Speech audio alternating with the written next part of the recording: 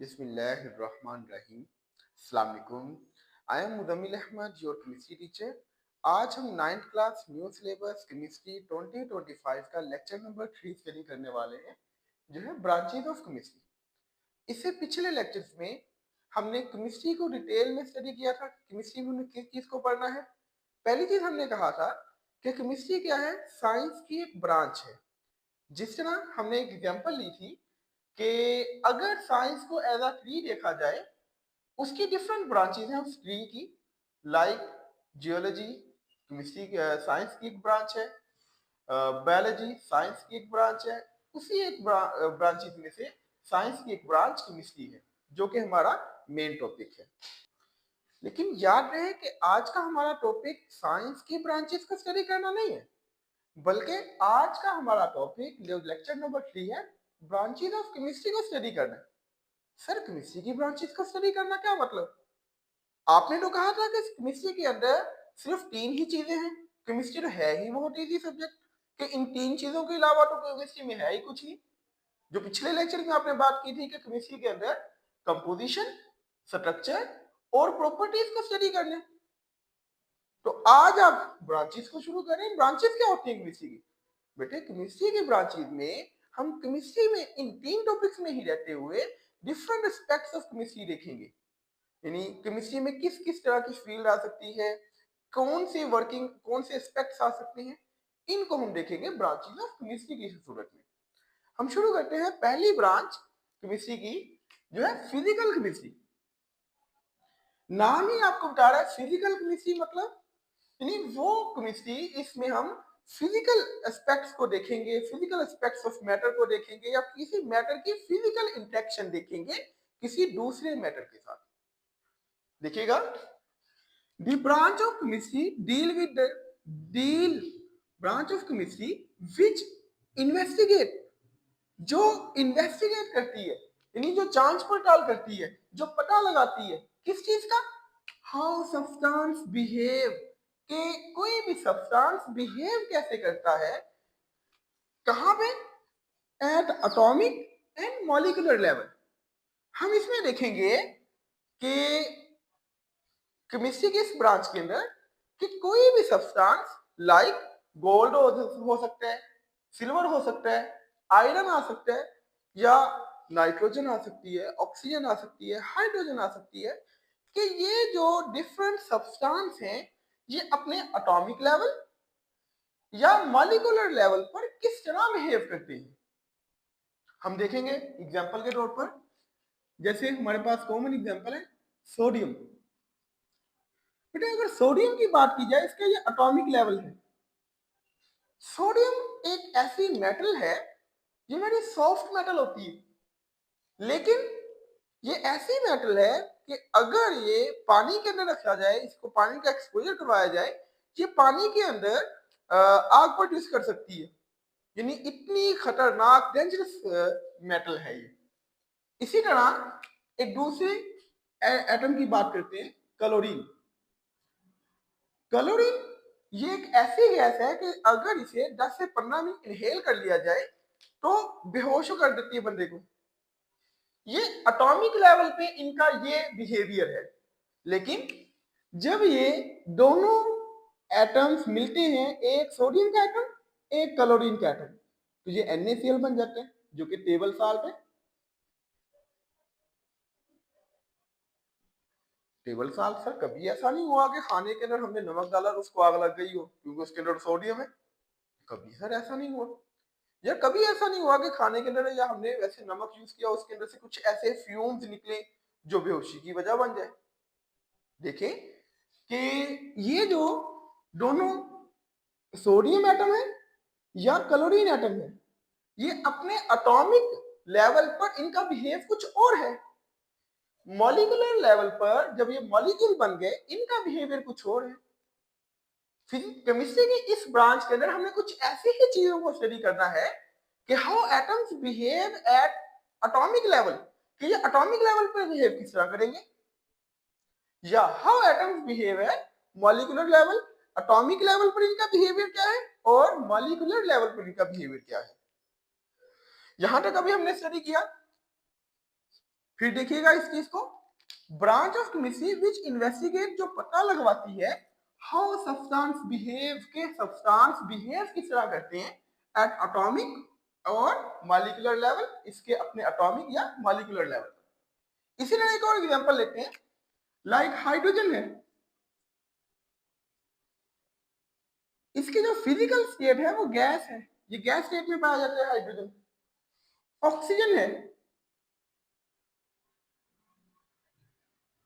ये भी gas state में पाया जाता है। यानी जब ये दोनों अब मिलेंगे ये वाटर बना देंगे, जो कि मैटर की एक सेकंड स्टेट है, लिक्विड। देखें कि इस स्टेट पे इनका बिहेवियर कुछ और है, ये दोनों गैस की फॉर्म में पाए जाते हैं, लेकिन जब ये मॉलिक्यूल बने तो इनका बिहेवियर, इनकी फिजिकल प्रॉपर्टी ही चेंज हो गई। कुछ यही सारी चीजें हमने केमिस्ट्री की इस ब्रांच जिसका नाम फिजिकल केमिस्ट्री, इसके अंदर पढ़नी है। यहां तक कंफ्यूजन कोई है तो पूछ लीजिए। ओके, चले ठीक है।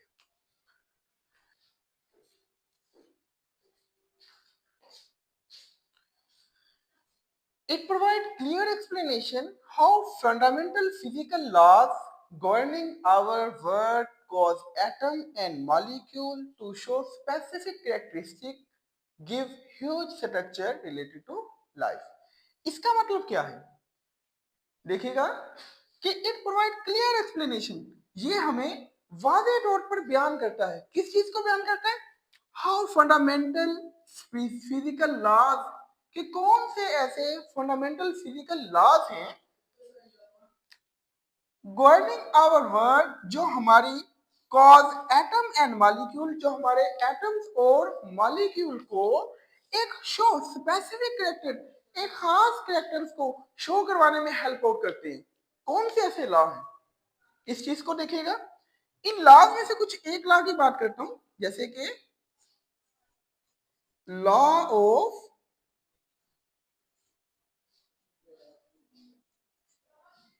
Definite proportion. ये आप आगे जाके किसी के अंदर लॉ पढ़ेंगे, लेकिन अभी के लिए समझ लें कि एटम्स आपस में रिएक्ट करेंगे, लेकिन एक खास प्रोपोर्शन के साथ रिएक्ट करेंगे तो हमारे पास डिजायर प्रोडक्ट आएगी।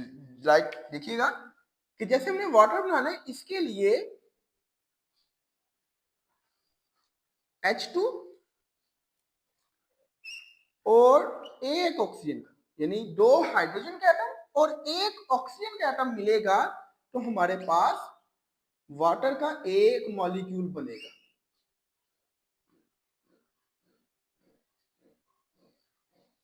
सर इसकी रेशो है, हाइड्रोजन 2 है, ऑक्सीजन 1 है, देन जाके हमारे पास 1 मॉलिक्यूल बनता है वाटर का।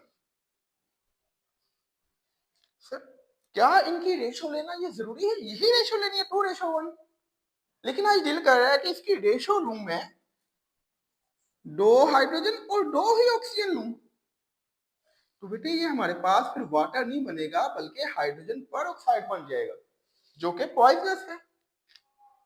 इसीलिए हम कुछ लॉज ऐसे पढ़ेंगे कि जो govern that atoms and molecule to give huge structure, कि एक नई चीज बनाने के लिए, एक डिजायर प्रोडक्ट बनाने के लिए कौन से ऐसे लॉज पढ़ने पड़ेंगे। ठीक है, तो यहां तक कोई कंफ्यूजन है तो कमेंट बॉक्स में आंसर कीजिएगा, अपना क्वेश्चन पूछ लीजिएगा, आई विल आंसर यू।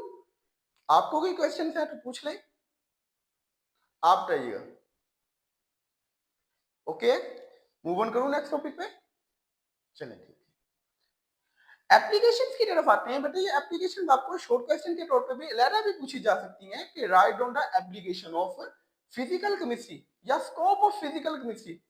इसको क्वेश्चन को काफी जगह पूछा जा सकता है, या uses of chemistry, physical chemistry. तो आप इनको इस तरह बयान करेंगे।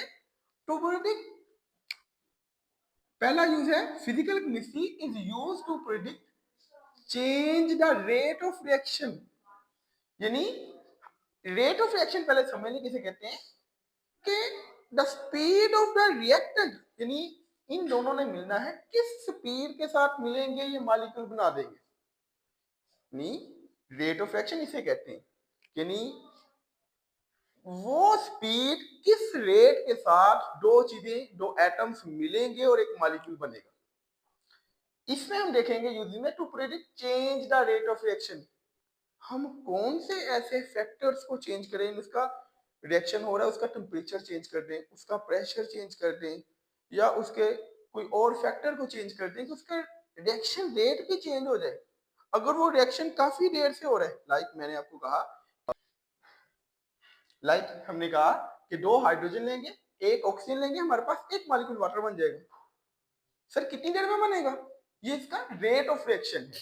ओके, तो अब रेट ऑफ रिएक्शन, सर इसका रेट आप इंक्रीज कैसे कर सकते हैं या डिक्रीज कैसे कर सकते हैं, ये हम फिजिकल केमिस्ट्री से देखेंगे।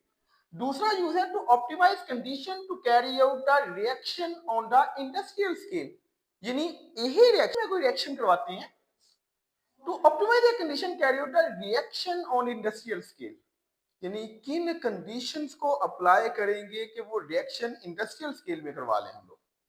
ठीक है, तो इस चीज को अगर यहाँ पे कोई कंफ्यूजन है तो आप पूछ सकते हैं, कमेंट बॉक्स में अपना क्वेश्चन पूछिएगा, आई विल आंसर यू।